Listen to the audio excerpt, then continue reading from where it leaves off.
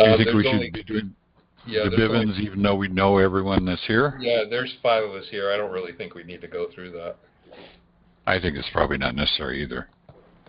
But I will read this little preamble. I think it's a pretty good way to start the meeting. Welcome to the Connecticut General Assembly meeting. We are standing on our land and soil jurisdiction nation called Connecticut. We are here to restore our birthright government, a Republican form of government, of the people, by the people, and for the people. A government whose primary duty is protecting your individual, unalienable rights, freedoms, and property. You and I are stepping forward to voluntarily serve our fellow Connecticuters in pursuit of this ongoing challenge. We are assembled here to focus our time and effort by studying, sharing, organizing this organic body into a coherent working group with committees affirming for the greater good of all the people of Connecticut's 8 counties. So I thank you for stepping forward as a volunteer reclaimer and restorer. And so we'll do the county roll call. So is anyone here from Fairfield County? Here. Okay. Is anyone here from Litchfield County? Hearing none, I'll proceed to Hartford County. Anyone here? Hearing none, I'll proceed to Middlesex County. Anyone here? Hearing none, I'll proceed to New London County. Here. Okay. Here. Okay. And then New Haven County, and that would be me, yes, here. And then Tolland County. Anyone here? And Windham County. Anyone here? All right. So now that official business is done, and we've already been talking about our outreach work at the Brooklyn State Fair this past Thursday, Friday, Saturday, and Sunday, to which we owe a big round of applause and thanks to John Taylor for pulling off mainly. Thank you, John. Thanks from all of us to you. You're welcome. Yeah, thank you, John. And maybe, John, you could just kind of give us a rundown of like the highlights and. Well, I don't know if you know how many. Sorry, go ahead. We had a lot of conversations, and it was good back and forth, and people were fairly receptive to it. I did have one couple that kind of they yelled at me a little bit on Friday. That was due to they were probably in their 40s, and they were reading the board and everything, and then we started talking, and they asked me if I was going to vote in the election. I said, well, I can't. I says I'm not part of that jurisdiction any longer. And I explained that I reclaim my birthright on the land and soil, and we have nothing to do with their fake government. And they said, well, we need you to vote. She said, well, if you had a choice of vote between the two, who would you choose? And I said, well, of course, if I had the choice and I had to vote, I said it would definitely not be Kamala.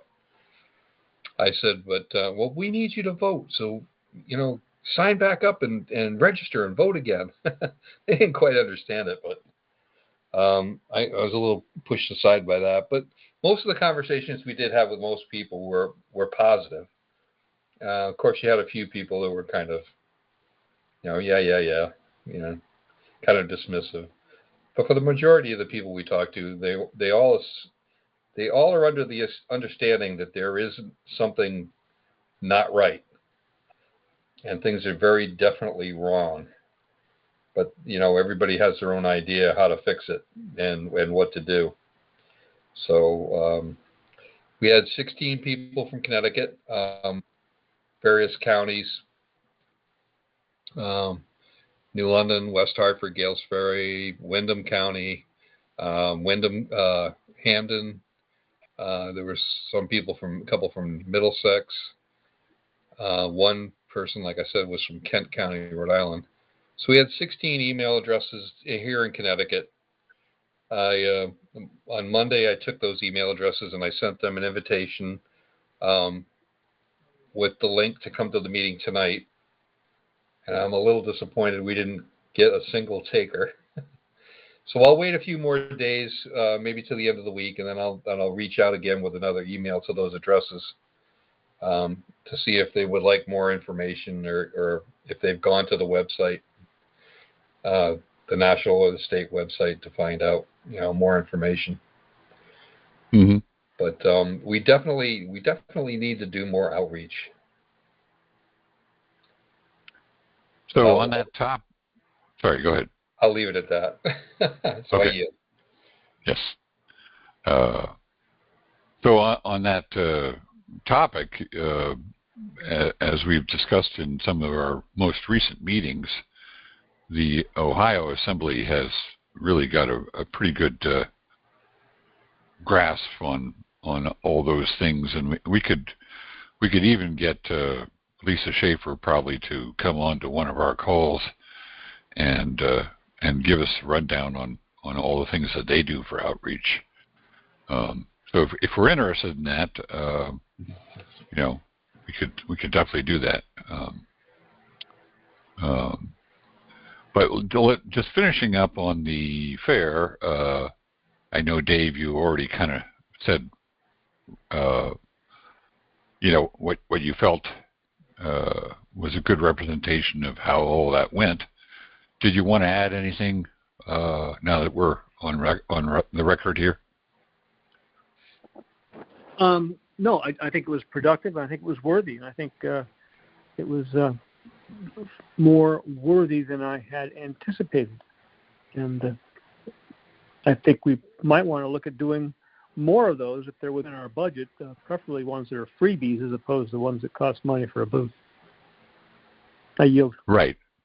And that's kind of what Lisa Schaefer was saying was that the fair booth thing, they would typically find one of the Ohio Assembly people that was running a little business that was hosting a fair booth, and then they would kind of piggyback on that with their cards and their little board and stuff.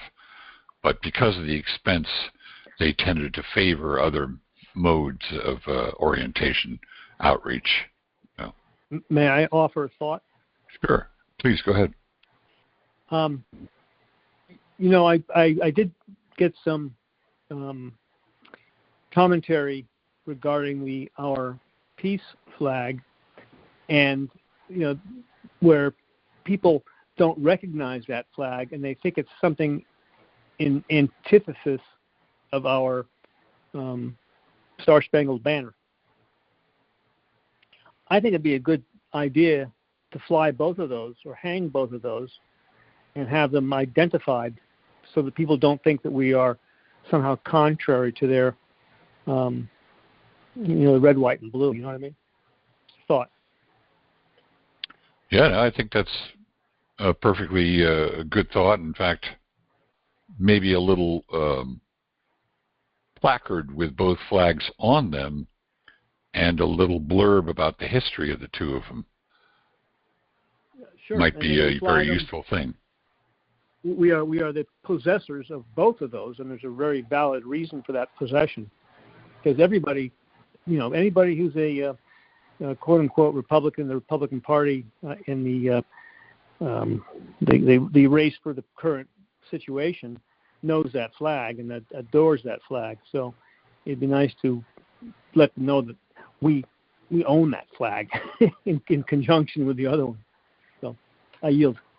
If I may make a mention of something. Sure, please.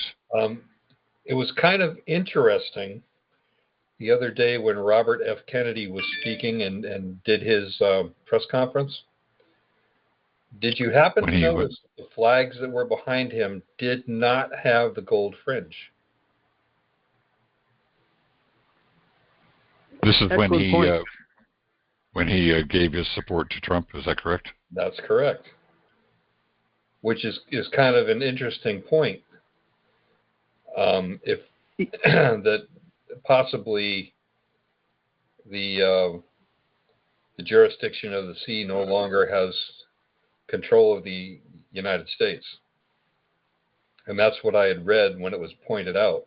So I wonder if that's the case. Who did you read that from? I found it interesting. It was from a couple of different sources on Telegram. Because Anna had reported, and this is probably a year and a half ago, that the gold fringe had been removed from the flags in the courts quite a while ago, a year and a half ago, something like that. So, again, she was saying that the gold fringe, I forget exactly how she put it, but it was indicating. May I offer please. what it's in? Yeah, please go ahead. As a symbol, and as apparently the quote of Lao Tzu of the Tao Te Ching was that the world is run by symbols more than by words and laws or whatever. And one of the symbols of that fringe, to me, is that your constitutional rights are infringed. And that's kind of a minor for my personal use. Yeah. What were you going to say, Rebecca? Well, does anybody recall the recent article that Anna posted about Trump? And there was a link to some documentation, some papers he had recently signed about something about Puerto Rico. He basically seemed to be officially I think I know what you're talking about. He seemed to be officially aligning himself with Puerto Rico and whatever that really means.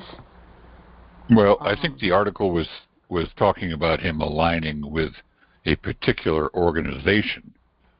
Right, the Reign of Heaven. Reign of Heaven, yes. And she has spoken about them many times. You can do a search, and I mean, I never really quite figured out who they are, but she does not have good stuff to say about them. No, they've done a lot of nefarious things and misrepresentation, and So this paperwork that he has signed is his admission, I guess, that he is one of them. Right. Well, I looked at the paperwork, and it was not as clear-cut as maybe one might think. Right. But she was producing it as evidence that he had aligned himself, but it was pretty obscure. Anyway, I invite you all to look at that article and well, it did reference the Reign of Heaven. I mean, it referenced that entity. Which to me, it tells me that what he's doing is getting in front of a bandwagon and hitching himself to it because they got more people lined up. Maybe. I yield. Yeah, it could be, Dave. It could be. In any case, it really it concerns us very little, actually. But it is interesting. Anyway, I'll just give my little 2 cents about the fair, and I was just really bowled over by how incredibly engaging and powerful that simple question that we were just talking about is. Do you know when you became a U.S. citizen? Anyway, so I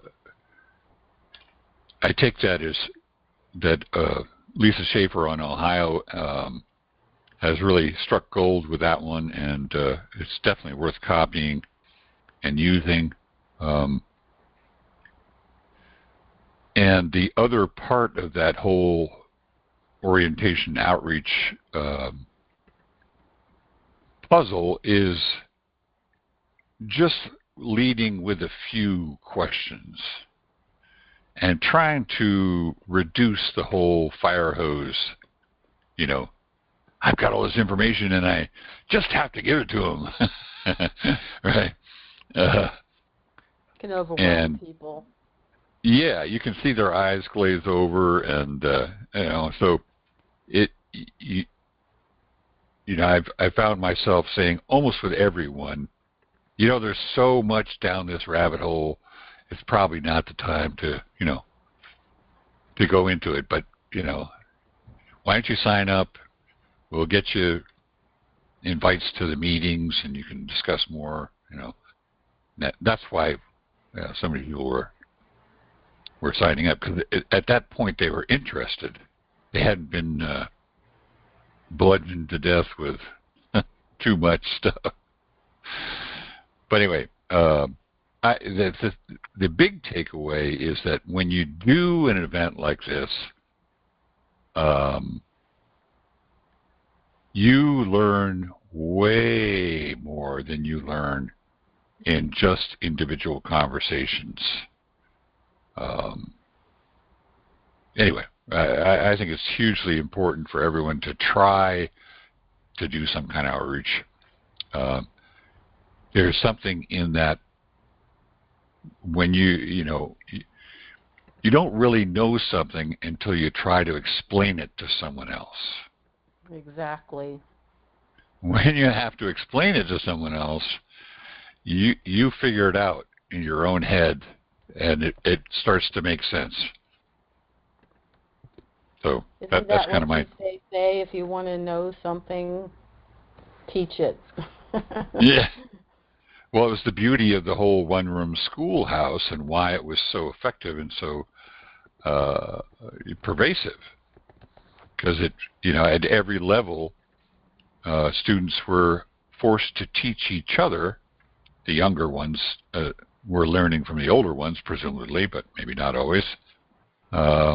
And in this way, they were learning much more intimately. And, of course, our idea about that is that they went there for reading, writing, and arithmetic, but according to a lot of history, no, they went there to learn the classics, to learn the philosophy and thinking behind, Plato and Aristotle and, all these great understandings, and to learn Greek and to learn Latin. Anyway, I'm getting off track. May I interject? Please, yeah, please go ahead. Yeah, this is kind of sidebar to what you're talking. I apologize, but John, I think there's a Norwich City Council meeting on Tuesday, and I'm not suggesting you go or to say anything other than if you're in that neighborhood and it's not inconvenient, I might even go. I want to see Rocky doing his confrontation with the city managers there. It's Tuesday? Where is it, at the City Hall? I'm not sure. I forget where he said. He was asking for people to show up because he was talking about how they bully, and basically, he's decided to take on the City Hall. And he's Italian by birth. He's been here for, he's basically American now, fully. but I couldn't seem to get through to him with the American State National stuff.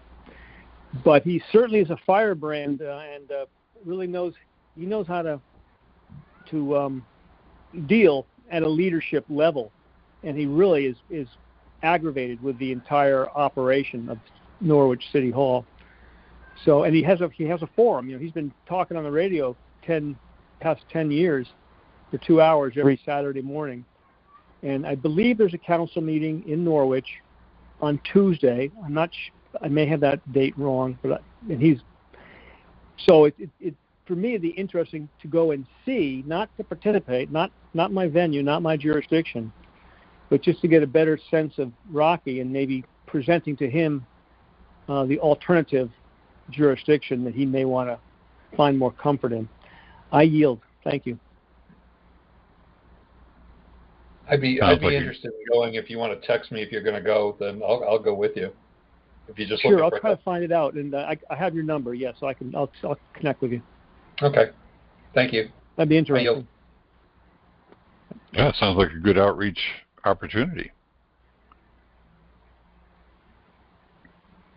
Probably too far for me to drive, but I'll cheer you on. Yeah, you had a long haul to Brooklyn, Tom, and I apologize. I bailed on you at 7 o'clock or so. I just didn't want to be driving at night.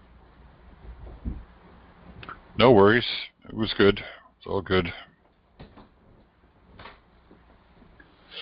So there's a couple of other things that I'd like to go over, but first I'll just make sure that everyone's had their fill of Brooklyn Fair and outreach. Any other questions, any thoughts or comments about the fair and about outreach? I think, if I may, if Please. we decide to do another outreach program like we did a couple of years ago when Angela did that at, I believe it was in Middletown when we did it. Correct, at that hotel, yep. I think the biggest thing that we would have to do probably is try to figure out how to advertise it. And I think we should all try to keep in our minds now to try to figure out ways to reach out and advertise without spending a ridiculous amount of money. Right, well, social media. Yeah, please go ahead. Radio show 94.9, Lee Elsey, he does take public, what are they called? Public... announcements? Yeah, public announcements. Yeah, so it is a place, and I've thought about it, but I want to make sure I've got my ducks lined up before I make any comment on the air like that. FYI. I yield. Right, and we probably want to have some kind of standardized, approved way that we present the outreach, Okay, so any other comments? Any other things that people like to say about outreach? Okay, hearing none, then I'll go ahead and proceed to the other two items. I recently got plugged into the information that comes from the Sunday coordinator calls that Terry Somm runs, and they have just now approved the whole process for the new credential cards, and so it's going to try and go over. I've only looked at it briefly, so I may be missing some stuff, but basically what they've given us is instructions on how to use the land recording office. In other words, how to log in and change information and where you can change information in your own land recording office account, and then the actual instructions for getting a new credential card because the new cards, everything issued now will be in this new format. And let me see if I am astute enough to pull that up. It's a little questionable, but let's just see here. Okay, updated user instructions. Let me just share the screen here. One, can you? Okay, can you see information and instruction for credential cards? Yep. Okay, good. I'll close that there, and I'll make this a little bit bigger. Is that pretty easy to see now? Much better. Okay, good. So there's a couple of key things. You'll note in red, it's saying, please note cell phones, tablets, MacBooks. Well, I don't know if they said MacBooks, but the general idea is that if you don't have a regular computer, you may not have enough memory for the LRO to operate properly. And Terry went into a lengthy explanation on why that's the case. I'm sorry I can't give that verbatim, but they highly recommend that you use a laptop or desktop computer when you're trying to do these things. Anyway, so you can see information and instructions for credential cards. In order to issue the new format of credential cards for American state nationals or American state citizens, please self-govern and read very carefully the guidelines below. So I'm going to put links in the chat here for everyone to reference, and probably will send out an email with links or whatever to Mega Drive and stuff like that, but not quite there yet, not quite that efficient.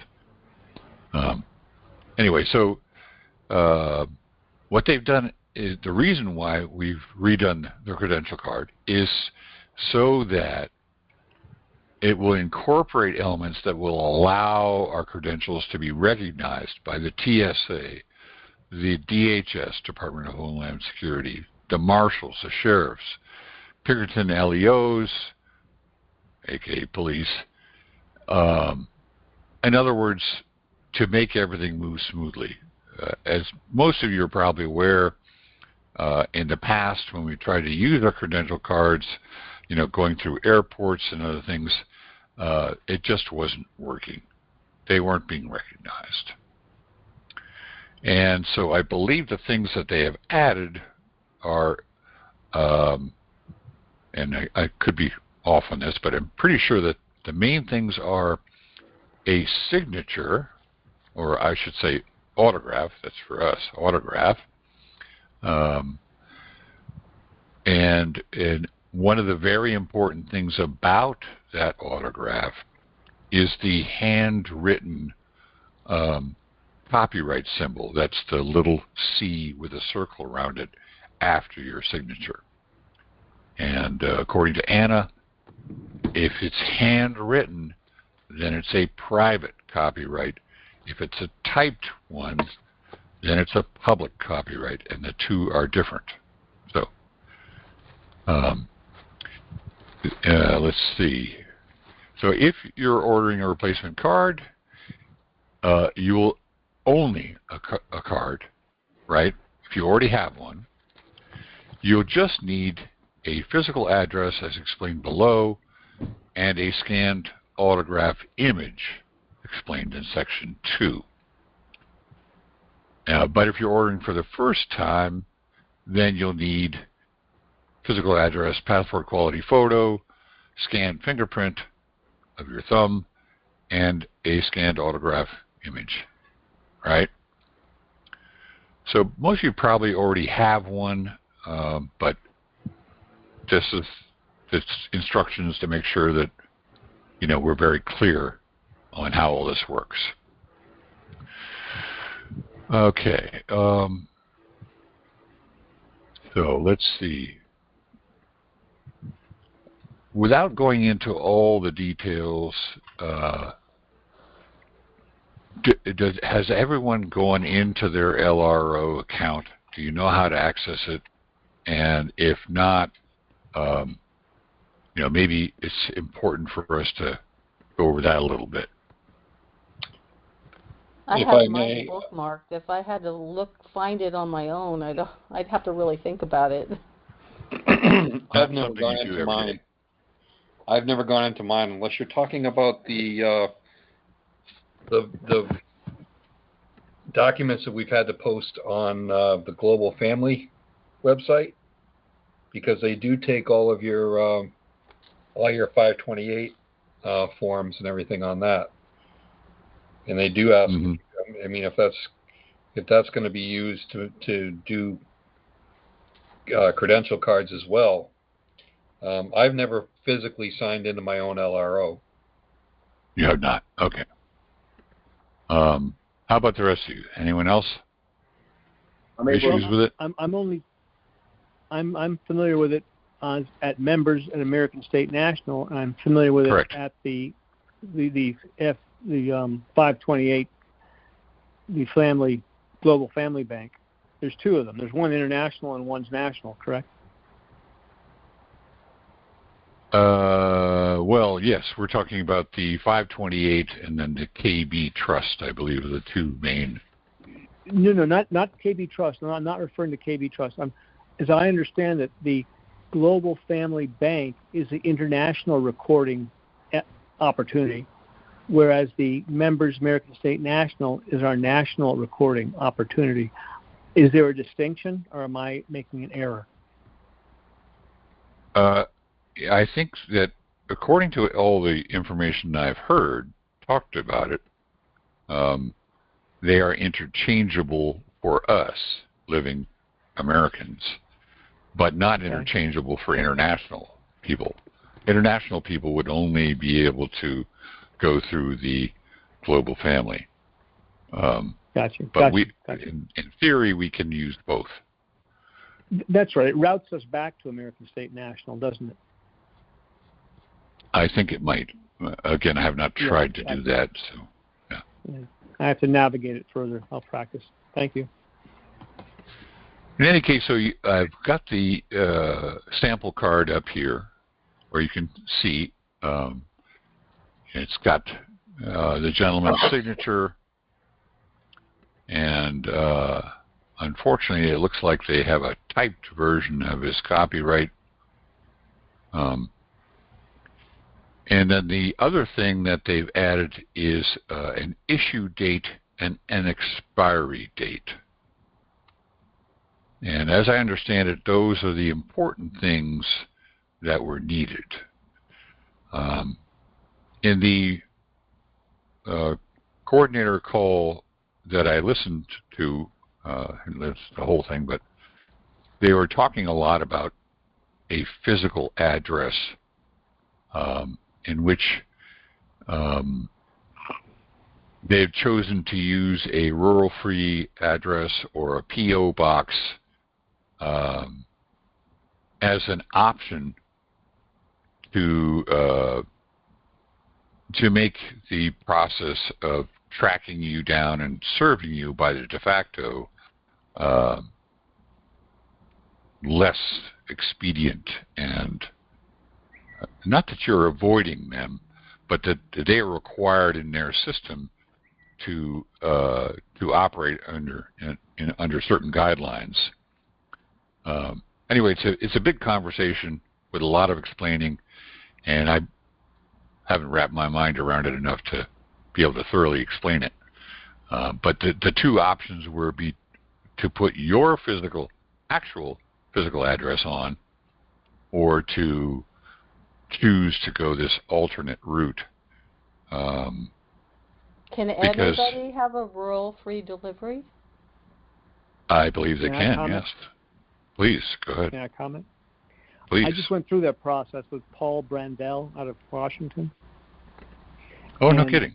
I did the whole thing. I'm in the queue, the lineup now to have my card printed at some point. It's all prepared, approved, and double checked and approved. And I had questions about that rural free delivery too, because I have had years and years ago, an RFD3, for instance. But what he reduced it to, and I think this is defended by a constitutional right, which is to be secure in your home and your papers, etc. And so Correct. an address becomes a security issue. And what I finally recognized, for me it worked, because I can always use some other form of ID if I have to, pin something down like a post office box, that I just, and don't go by what I say, because I'm not looking at what I wrote or what I put in. It was just rural free delivery, Connecticut, bingo, plain and simple. And because I do. And you talked about this with Brandel. I transcribed. I had emails back and forth regarding it. Yes. And then I finally, and I said I'm not holding him accountable to what I decide to do. But I finally said, bingo, that's a go. Right. He helped you make sense of it. Yeah. Exactly. And if you think about it, your address is not on your passport either, is it? Well, the way I've been. I have mine right here. I'll take a look. The way I've been recommended to. The way I've been recommended to do this, based on Anna's advice, is when you sign your passport, you're canceling a stamp, and that the way you cancel the stamp is by writing your hometown over the stamp. Okay, so that point. Because essentially the passport is you mailing yourself from your hometown. Right, but when you receive it from the post office or the operating contractor, it doesn't have your address in it unless you put it in there or on there by the stamp. I'll check. I don't know how far Rebecca has gotten, but I think you're probably right. Oh, I have mine right here. This is an old one. I haven't updated it. My brand new one does not have my hometown address on it. No, it just has the state. It actually just says where I was born. It does not say place where I'm of living. birth. Mm-hmm. It's the state. But the way I've chosen to... Sorry, go ahead, Rebecca. Yeah, it just lists place. I was born in Pennsylvania. It says Pennsylvania, USA. Mm-hmm. That's it. Well, I'm going to stop the screen share for a second. And go back to the gallery view here. And turn on my camera. And I'll just try and show you how my passport's been autographed. If I can get enough light on this, but and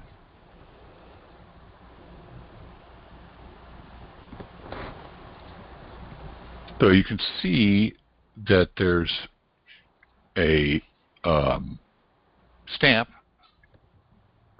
and my hometown name and hometown are written across the stamp, and then my signature with the copyright is below, and the thumbprint covers the end of that signature, and then I've written in the UCC code that it pertains to. Can you hold that up one more time? Well, what I can do is I can send you what I sent to Anita, which is I think it's off our Mega Drive, but it's the sample copy that shows you those things. Mm-hmm. Would you prefer that, or do you want to look at it again? Okay. Anyway, so that's what's recommended. I haven't heard anything different recently, so I think that's what's recommended. And I haven't actually gone anywhere, so I don't know if it changes anything.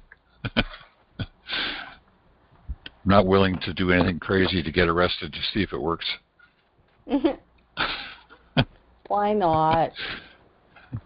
Just kidding. Yeah. May I interject briefly? I suppose whatever you put as the town on that, when you do that signature thing, depends on the town you're mailing yourself from, like a regular mail, and similar to how they stamp it when you go through customs, etc. I'm guessing. Don't take my advice on that. I yield. Well, it's a good thought, Dave. I don't know for sure. Anyway, so what I'll go ahead and do now is I'll try and put some of this stuff in the chat. Let's see. Eric is saying he can't see anything. I don't know if that's still true or not. I can't see when you hear your screen, I can't. But I just saw you and your password. Okay, so you didn't get the screen share at all? That didn't come up for you? Oh, it didn't come up for me at all. But I'm on an iPad, so that's okay. Yeah, maybe that's the problem. Yeah. Anyway, I'll share these documents, and I can also email everyone here. I'll probably have to do it to all the current people in the assembly anyway. So it'll probably have to be a big email going out. But that will be the credential card information and instructions, and how to use the LRO, how to sign in and change stuff. It's probably a little premature to go over all that stuff right now. But if you'd like me to try and do that, I could certainly do that. How do people feel about that?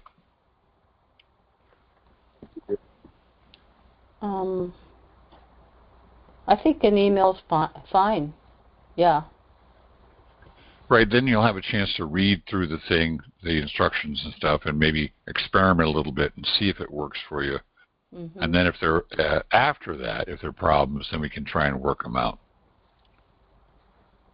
Well, the other thing that I thought would be pretty important to go over is the book How to Build an Assembly is now out. And that was the other really cool thing that Terry shared, and that is just an excerpt from the whole book. But I'll also put the megalink link to the entire book. But I thought I'd go over that a little bit. So let me see if I can pull this together here. So,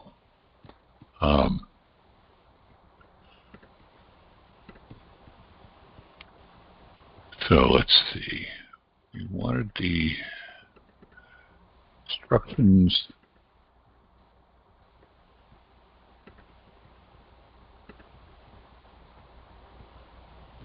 So that's the instructions for using the LRR count. And then the guide for users there. And then this excerpt that I'm going to go over next is the how to build an assembly. It's just section 9 out of the book. It's apparently too big a file to work really effectively in the sharing. So I'm going to go ahead and enter that in. Now, can everyone see those 3 files in the chat? Yes. Okay, good. And so, next step will be to share that. Let's see. And we'll go to screen share. Here. Share. Stop. New. Okay. So is everyone seeing Section 9 Assembly Basics?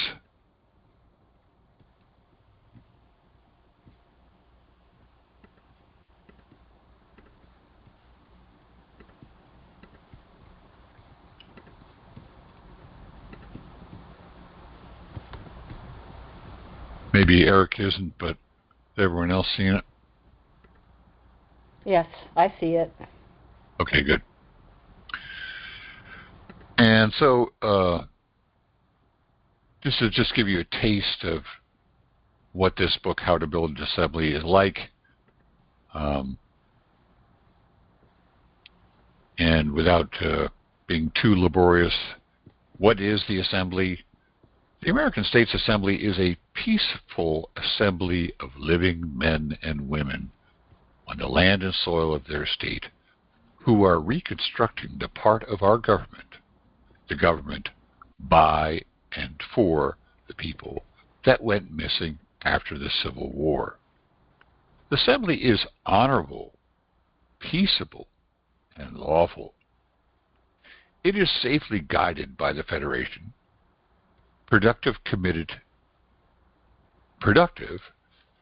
to restoring the lawful government, enforcing the public law, and upholding the constitutional guarantees owed to the people.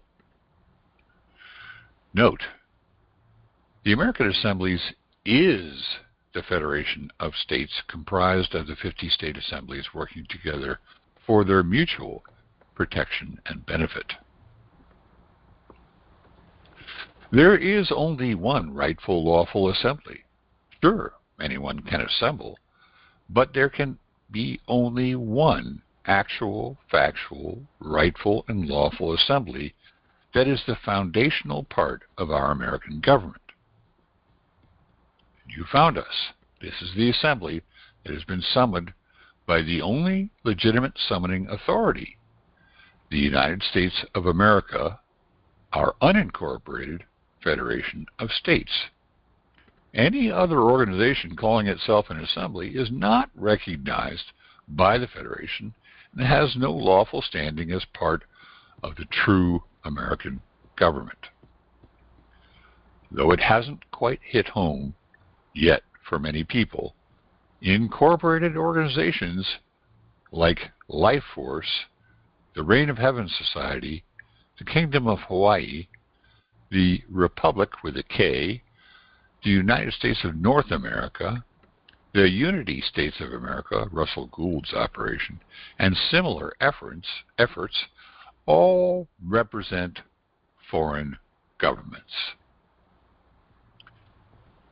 Anyway, so I won't go into this, too much further, but you get a sense that this is really clear and well thought out stuff, and it should be very helpful for us to read through. And the last part that I need to do is get you the link to the whole thing in the Mega Drive. So I'm going to go ahead and stop the screen share. Oh, before that I do that, any questions? Any thoughts? No, thank you. Okay. So I'll go ahead and stop the screen share.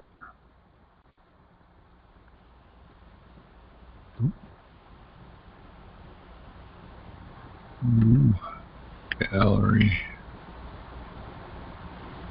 Okay. And let's see if I can find that. No, I want to be over here. Let's see.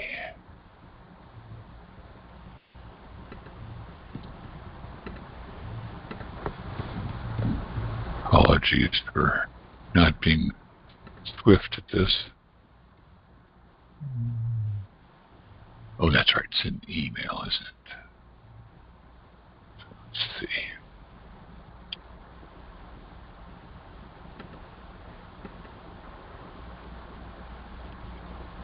There was one other thing that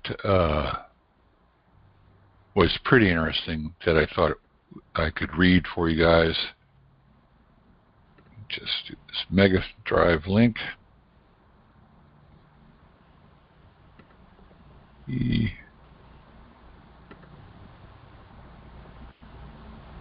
Right. In the email that I received from Terry, she says, I got a lot of bounces because, oh, this is the notice of lien. I'm sorry, this is the wrong one. Delete that.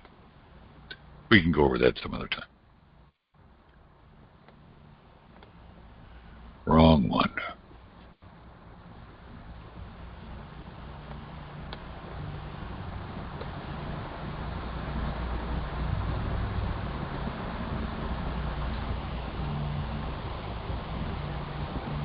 Recording link.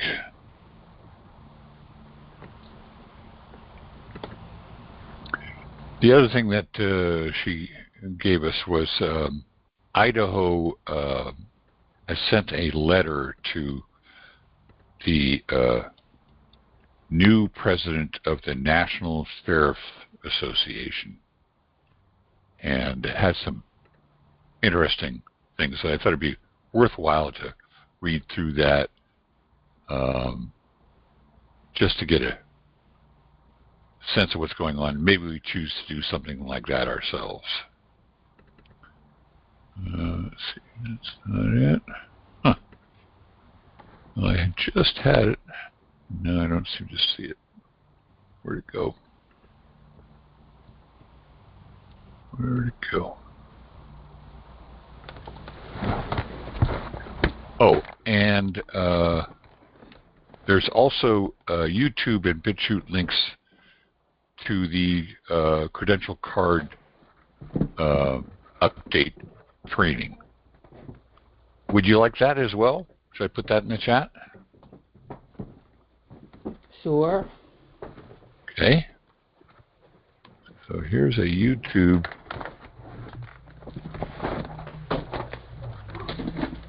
link, and then I'll put the what happened? I'll put the BitChute one in right after that.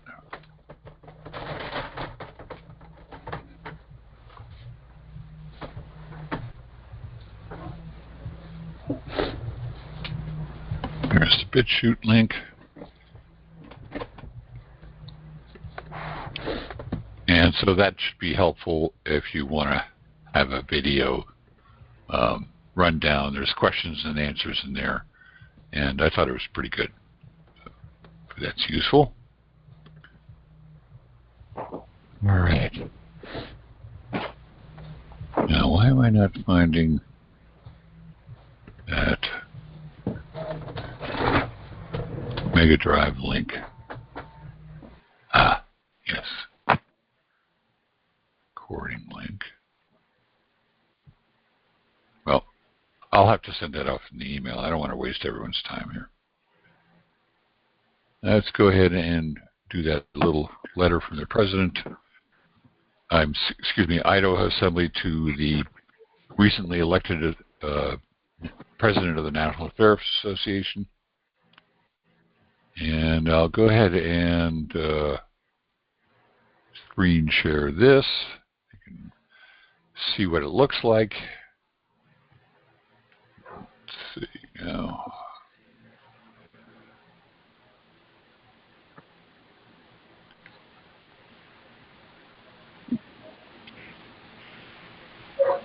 Just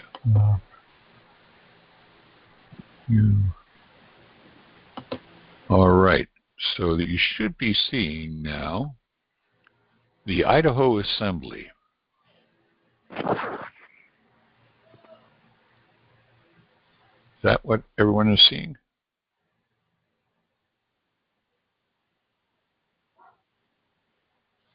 I know, Dave, you're on your phone, so you're probably not seeing much. Yeah, it's okay. Anyway, so the Ohio Assembly has its logo with state in between some mountains, and then it reads the Idaho Assembly, care of P.O. Box 557 Wendell, Ohio, and in parentheses, their zip, and then the peace flag, and then underneath it says the Idaho Assembly, and underlined capital V, United States of America, unincorporated. Notice to President of the National Sheriff's Association, and I'll skip through all the, the formalities. Greetings, Sheriff Donahue. I, David Torres, functioning in my capacity as coordinator chairman of the Idaho Assembly, the sole lawfully constituted Republican government of Idaho, one of the several physically defined Union states comprising the capital T, the United States of America, unincorporated, extend cordial, amicable, peaceable, and honorable greetings to you this 9th day of August, 2024. First, we wish to extend our congratulations on your election to the prestigious position of the President of the National Sheriff's Association. It is our hope that in the execution of your duties, you can provide education and training to your brothers and sister sheriffs regarding the reconstruction efforts of our lawful American government in all 50 states and in all 3,244 counties. And then it has an email address for them. We are providing this disclosure now and will be happy to work with you and any/all other sheriffs within the physical borders of Idaho to facilitate proper education and training. Finally, it is vitally important that a distinction and strong demarcation be made between our populace functioning as peaceable Americans, parentheses, who can be easily verified with the credential card database you are being provided, close parentheses, and so-called quote-unquote sovereign citizens. We strongly object to being associated with such woefully misguided individuals. Though in many cases they may mean well, their lack of fundamental knowledge, parentheses, one cannot be quote-unquote sovereign and a quote-unquote citizen at the same time, close parentheses, and disinclination to properly, peaceably, and lawfully correct their status creates a clear, distinct demarcation from us. We wholeheartedly disavow those so-calling themselves quote-unquote sovereign citizens and emphatically and stringently disclaim any affiliation whatsoever. To ensure this highly important matter is given the attention and action it deserves, it is being sent to the Assistant U.S. Trustee for quote-unquote State of Idaho, Jason R. Nace, and State of Idaho Governor Brad Little. Any question regarding our status, standing, provenance, or authority should be forwarded to either myself or Assistant Trustee Nace. In order to ensure our lives and property are protected, please correct all records/databases, parentheses, public, private, commercial, domestic, interstate, or otherwise, close parentheses, that are associated, affiliated, administered, or maintained under your authority pertaining to us and our estates regarding the matters attested to herein. In order to ensure the swift and certain correction of records, we have affixed copies of certain documents that will prove useful, which are recorded upon the public record. This is a unique time in history and provides a tremendous opportunity to work together to ensure the peace is kept, the public law upheld, and and our communities, counties, and physically defined states are strengthened and kept safe. I sincerely and respectfully thank you for your time, service, and attention to these important matters. In witness whereof, and by my living hand under seal, I place the autograph of my lawful person, David Leo Torres, copyright, all rights reserved. Anyway, I'd like to hear what you guys think about that, but I thought it was kind of interesting, worth listening to. Any thoughts? I would love to see the response they get back. Yeah. Yeah, that's the important part, isn't it? It's a very well written letter. Whether they get any response back or not, it'd be remaining to be seen. Exactly. The proof is in the pudding, right? Mm-hmm. Let's say you sent that to who would you send it to? It would have to go to the Commandant of State Police, wouldn't it? That you think that would be the equivalent for our state? Probably. Or the state provost, maybe? I don't know. Yeah. Certainly be worth where did you get that? This was sent to all the coordinators. It was shared by Terry Som to all 50 state coordinators as a sample for people to look at and think about using perhaps in their own state. How can I get a copy of it? Well, I'm going to probably put in a link with the email of the other stuff, but let me see if I can drop it in. Well, you can't download off your phone anyway, can you? No, but I have a computer. I just prefer to use the phone for these kind of meetings. Right. So I'll do it in the email. That's probably better. Thank you. Okay. That's the way I'll do it. I can keep the memory cells working long enough to pull it off. Why, wouldn't you like to be a fly on the wall and see the look on his face reading that? Yeah, it's hard to know. I mean, I get how the whole sovereign citizen thing is pumped up to disparage and belittle people who are trying to take back their power and just haven't figured it out yet how to do it, and they're a little misguided.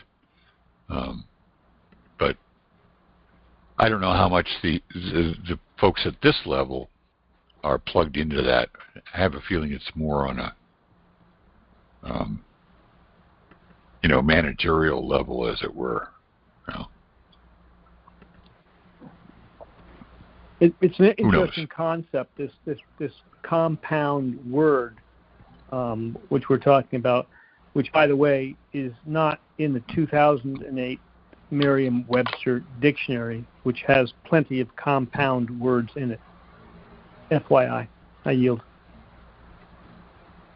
Well, as a point of reference, not that we would have any way of really checking this, but do you think any of those compound words that are in the dictionary have contradictory meanings?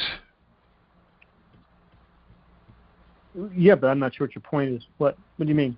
Yeah, absolutely they do. I've written a whole essay on it, but tell me what you mean.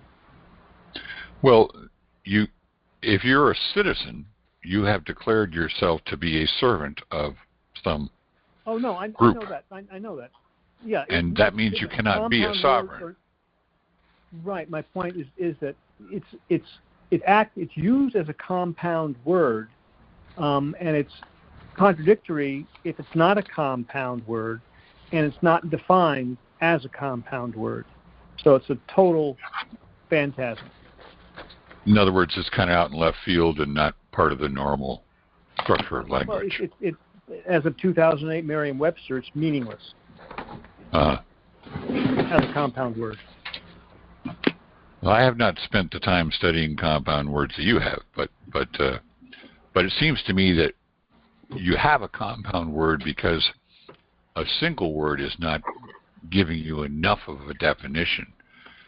But why would you have a compound word in which one part negates the meaning of the other? No, I know it's an oxymoron. Exactly. Anyway, so hopefully this meeting has been pretty interesting. We've already gone past the hour mark. Yeah, a lot of you. information. Yeah. I think I can probably go ahead and stop the recording here. I don't know how everyone else feels, but and I'm certainly can entertain more questions if there are any.